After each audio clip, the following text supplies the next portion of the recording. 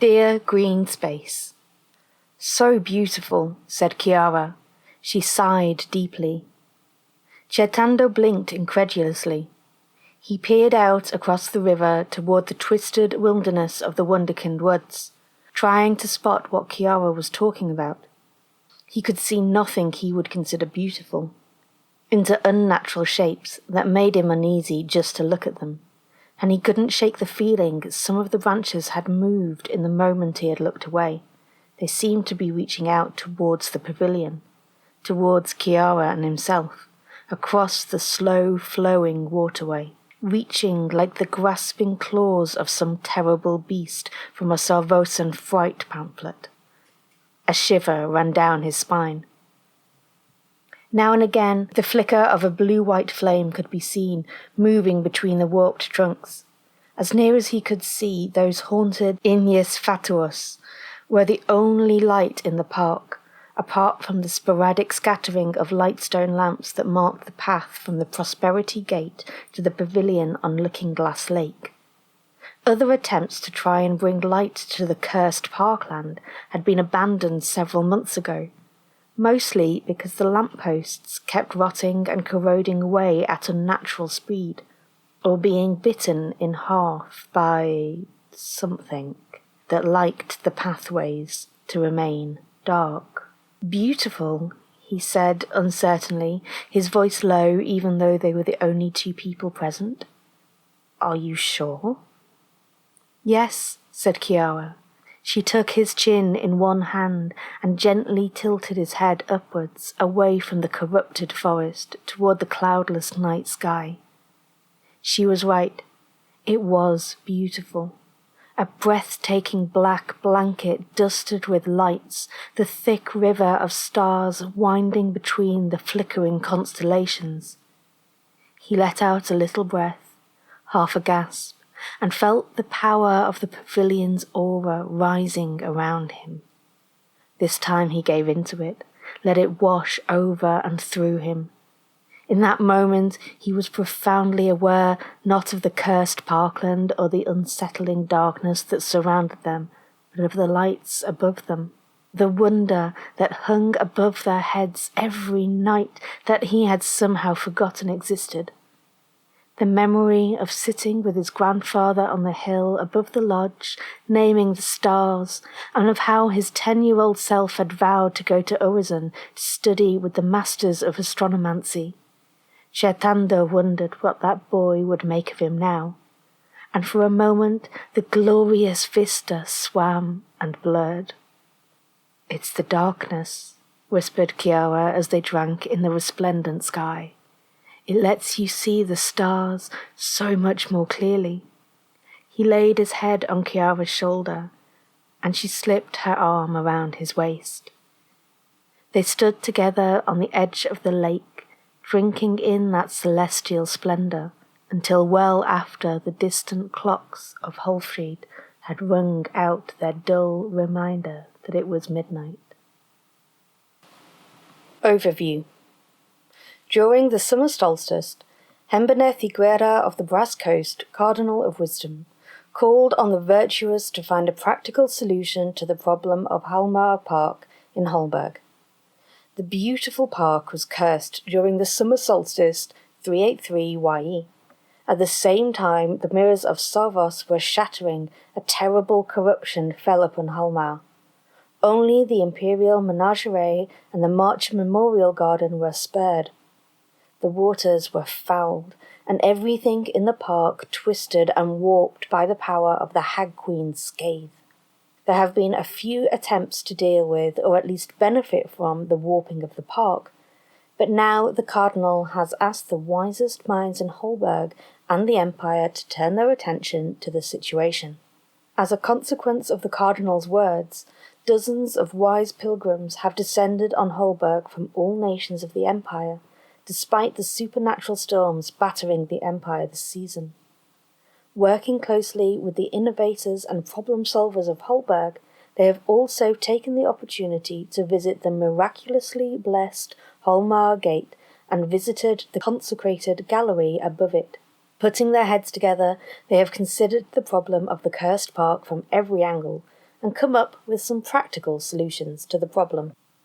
I call upon the people of Hulburg and followers of wisdom throughout the Empire to focus their wisdom. I send Elenaith the with 25 doses of Lao to urge the faithful to find a practical solution to the ravages caused by the curse placed by Scathe on Halmar Park. Elenaith the Wisdom Assembly, Summer Solstice, 384 YE. Upheld, 304-0. Rip it up and start again. Removing the curse from Halmar Park will require that every piece of vegetation and every warped sculpture be removed and destroyed. Clearing the park will require 20 wains of weirwood, 10 wains of white granite, and a total of 160 crowns in labour costs, and will take 9 months. The project requires someone to perform Winds of Mundane Silence to close the Reggio at the heart of the Wunderkind Woods. Once the park was restored, it would again function as a great work. Restoring the park will remove the pavilion on Looking Glass Lake. The first thing to do when trying to solve a problem is to work out what the actual problem is, said Avliana di Savos. She always claimed she was quoting the Paragon Atun, but these words have been repeated again and again by the wise through the centuries. The problem is that the park is cursed. To remove the curse, one must first remove the park. When the curse began, almost every plant, flower and tree suffered under the blight, becoming defiled and withered, a corruption of what they were before. This indicates that the curse is rooted, pun intended, in the vegetation of the park. The Wunderkind Woods, believed to be where the curse originated, will need to be felled, and every stump ripped out. Likewise, the dueling field will need to be completely cleared. The stones in the sculpture garden will all need to be removed. Everything taken from the park will need to be destroyed, lest the corruptive influence spread in a new location. Thanks to the business folk of Highgard, the waters, at least, are safe. The ratters of George's house have done an excellent job keeping the verminous infestation in the park under control. There's no sign the corruption of the park is seeping into them, not at the moment at least. The apple orchard and memorial to General Flowers likewise remain untouched by the curse, but everything else will have to be torn out. It will all have to go, and it will not be cheap. Once the current corrupted material is removed and destroyed, the park will need to be replanted and the splendid statuary replaced, at considerable cost. Furthermore, before the commission can be completed, the winter-aligned Reggio at the heart of the Wunderkind Woods will need to be destroyed. This will require a casting of Wind of Mundane Silence. This is a powerful winter ritual of magnitude 150, expensive in terms of crystal mana and requiring a potent coven. It is likely that there may be attempts to interfere with it. While Scathe may be under enmity, it is not impossible she might be able to deploy mortal agents to help protect her Reggio. Once all this is done, it will once again provide inspiration to the people of Hulburg, however, and resume its function as a great work. Blood Wood. Sophia Rebeshi von Homar and her coven can perform Wind of Mundane Silence if the Senate asks them to. They will only do so if they are given permission to claim the lumber cut down from the Blood Orchard, the former Wunderkind Woods. They will also provide 3 wooden foci to the conclave, made from the cursed wood, to endow as they see fit. At the moment, the Wunderkind Woods are being looked after by Sophia Rebeshi von Holmauer. She and her troupe, the Rebeshi Players, have arranged for a small patrol to keep the public safe, and are benefiting from the winter peace that forms in the park. They will be very sad to see it go, but accept the desire to restore the park to its former glory. However, they too have a proposal for the Senate, after consultation with the wise. They are capable of performing the wind of mundane silence, and are quite prepared to do so. All they ask in return is that they be given custody of all the lumber created when the blood orchard is cleared. It is their opinion that the wood will be ideal for producing magical staves and foci associated with winter magic. They are prepared to provide the manna themselves. It seems only fair, given they expect to harvest a bounty of the oozing red sap from the trees when they are cut down. And will go further. If they are invited to claim the wood and asked to perform the ritual, they will provide 3 foci made from the cursed winter wood to the imperial conclave to dispose of with the declaration of endowment as they see fit. Some of the wise worry that the wood of the trees in the park is horribly tainted and will provide only cursed magic items. It should be burnt along with all the other vegetation. Sophia Rebeshi van Holmar appears broadly unconcerned. The Eternal Question. The Eternal Tharim offers to remove the curse from Holmar Park in return for 2 more years of guaranteed amity. The Winter Archmage would need to pass a declaration of concord in the conclave asking him to do so. The price is that the orchard and memorial to General Flowers will also be destroyed. There is a suggestion the eternal Elenaith might also be able to help, but she is currently the subject of enmity. Tearing everything down is the most practical solution to the park. The Magister Rebecca of Harrowswatch, one of the wise who came to Holberg, has an alternative suggestion. The Hag Queen is part of the thrice cursed court, but there is no indication that the court like one another. Currently, she is under enmity of the conclave, and rightly so. The bound King Tharim, however, enjoys the amity of the conclave. In the past, there are plenty of stories of one or other of the court working against the interests of the other. Some of her chapter have already made inquiries at the copse of the bone birch in Upwold. The creature that sits there, the herald Oglyphatus, has confirmed that Tharim is prepared to remove the Hag Queen's curse from Holberg. All he requires in return is for the Winter Archmage to guarantee that the conclave will him another 2 years of amity. In return, he will remove every plant and every piece of sculpture from the park and close the Reggio. The Senate will still need to approve replanting the park, but the curse will be gone within a season. The Highborn are wise enough not to take anything a Winter Eternal or their herald says at face value. Further inquiries indicate that the slight niggle here is that Tharim will take every plant and statue in the park. This will include the apple orchard and the memorial to General Flowers. Everything or nothing, says Obligatus candidly, and before the start of winter at that. If the conclave wishes to take advantage of this offer, the Archmage of Winter will need to raise a declaration of concord during the autumn equinox supported by the conclave, and specifying that they agree to ensure at least 2 more years of amity to the bound king. Rebecca of Harrowswatch points out, however, that the conclave might not wish to take up the first offer. If Tharim is prepared to remove the curse from the park, and it is within his power to do so, then it might be possible to negotiate a different price with him. He is unlikely to move on the 2 years of amity, but it might be possible to persuade him to leave the memorial garden and the orchard alone.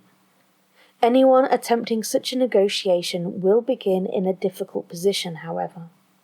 Tharim is overwhelmingly arrogant, and negotiating a different arrangement will mean not taking up the offer he has so magnanimously made. If the park is cleared by Tharim, there will be no need to leave it fallow, and it could be replanted immediately, costing 20 wains of weirwood, 10 wains of white granite, and 60 crowns. What one Eternal has done, another can undo. Tharim is not the only Eternal that might be persuaded to offer their power to help cleanse the park of its curse. One other whose name comes up regularly is Elenaith the Swan. Among her other qualities, she is known to have the power to cleanse corruption from people, places, and things. There is no doubt the curse of Scathe would count as corruption. Unfortunately, Elenaith is currently under enmity of the Conclave, apparently for kidnapping Imperial citizens. She will be unlikely to offer aid, and indeed unable to do anything while under enmity. It might be possible, however, for the Archmage of Day to speak to her and gauge her current state of mind and willingness to assist Holberg. Asking, after all, is not a crime. The problem of the pavilion. Restoring the park will destroy the special aura of the pavilion on the lake. The League Assembly could allow the use of a dose of True Lao to create a new aura on the pavilion. There is one other school of thought amongst the wise, and it revolves around those who have been especially moved by a visit to the pavilion on the lake. When the park was cursed, a powerful, inspirational aura spontaneously manifested there. Study suggests it might have been a manifestation of the defiance of the people of Holberg, a refusal to allow the curse to break their morale or bow their spirits. It is currently a popular place of pilgrimage. Unfortunately, the wise believe that the aura is tied inexorably to the curse. If the park is cleansed and restored, they say the spiritual aura will fade. Careful and thorough insight supports this assertion. If the aura fades, then the pilgrims coming here to consider who they are and where they are going will dwindle and eventually cease. People will still visit the park, but they will do so to relax and take in its beauty, just as they did before the curse descended. Once the aura is gone, the patron of the pavilion would lose their bounty of Lao and voice in the synod. A dose of True Liao might be used to consecrate the pavilion. The aura would still be inspirational, although in a different way. The wise believe that if this is done, then the place would remain a site of pilgrimage, although the number of pilgrims would be greatly reduced, and most would actually be in Holberg to see the gate and the gallery rather than the pavilion. The patron of the pavilion would be left with 10 votes in the synod and 5 doses of Liao each season. The advantage is that this does not require any Senate involvement. A statement of principle in the League Assembly would be enough to set the process in motion once the aura collapses entirely, provided the True Lao were provided. Regardless of what is or is not done, there is no way to save the pavilion's special spiritual aura if the curse is removed. Let it lie. Instead of remodeling the park, the people of Holberg could embrace its new situation. Securing the Wunderkind Woods requires a Senate motion recognizing the Rebeshi players as guardians of the woods and a payment of 32 crowns for supplies, and would take 3 months. The imperial title, Tender of the Blood Orchard, would be created, allowing the purchase of vis and magic items at reasonable price. While Sophia Rebeshi seems resigned to the park being remodelled, that has not prevented her meeting with several of the wise and putting forward an alternative suggestion. We could just accept we have a cursed park in Holberg, she says. None of the other League cities have a cursed park, after all. Rather than expend a great deal of money, time, and resources, she proposes that her fellow burghers simply live with it and make the most of the park's new qualities. Exploring her suggestion, the pilgrims who have come to examine the park have come up with 2 proposals, one old and one new. Blood Orchard. Sophia Rebeshi proposes renaming the Wunderkind Woods the Blood Orchard and harvesting the valuable sap that wells there. Establishing a ministry in the Wunderkind Woods would cost 32 crowns and take 3 months to complete. Recognizing the Rebeshi players would create the title Tender of the Blood Orchard. This is not the first time Sophia Rebeshi has proposed cultivating the Blood Orchard. The Wunderkind Woods in the centre of the park have been warped beyond recognition by the curse. Where before the trees were beautiful, a variety of different species that work together to create a harmonious whole, now they are twisted, unholy things, their naked branches grasping towards the sky like grasping claws. Each tree has a single hollow from which oozes a sweet-smelling, sticky, bright red sap. Those few brave enough to venture into the woods have reported sightings of half-eaten small animals in the roots of many of the trees, but no sign of predators, although odd blue-white lights are sometimes seen bobbing among the trees on nights when the sky is particularly clear. In the past, an enterprising mountebank, Oscar de Holberg, sold the unpleasant goo produced by the trees as the blood of the Empress Lisabetta. The militia soon put a stop to that, not least because the blood-red blood is poisonous when consumed. When prepared appropriately, however, it is actually a form of winter viz. With Oscar banned from the park, the renowned Sophia Rebeshi von Holmar and her troop have taken over temporary custodianship of the woods, apparently in order to prevent any more foolish street pretenders hurting themselves or others. Sophia arranged for a small patrol to keep the public safe, and remains confident that with a little investment a small number of tenders could be hired to harvest blood from the trees in relative safety, and prepare it for use by sensible practitioners of winter magic, for a reasonable price, of course.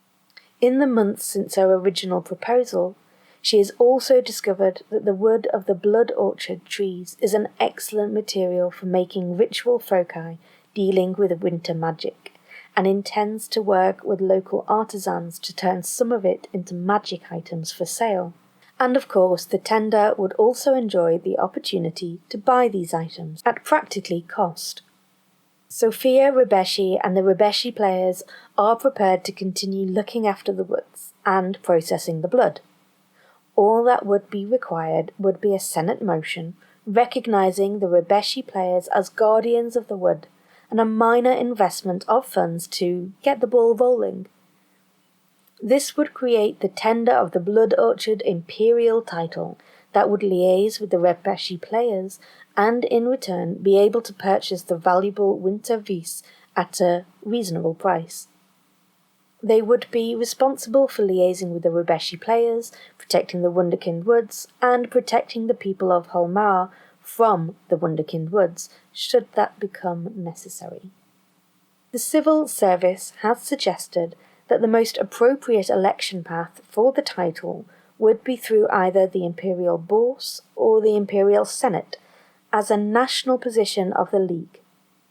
Alternatively, it could theoretically be appointed with a declaration of candidacy in the Imperial Conclave, but that would mean that candidates of any nation would vie for the title, which might not sit well with the magicians of Holberg, although by itself it would not dissuade the Rebeshi players from helping contain and protect the woodlands.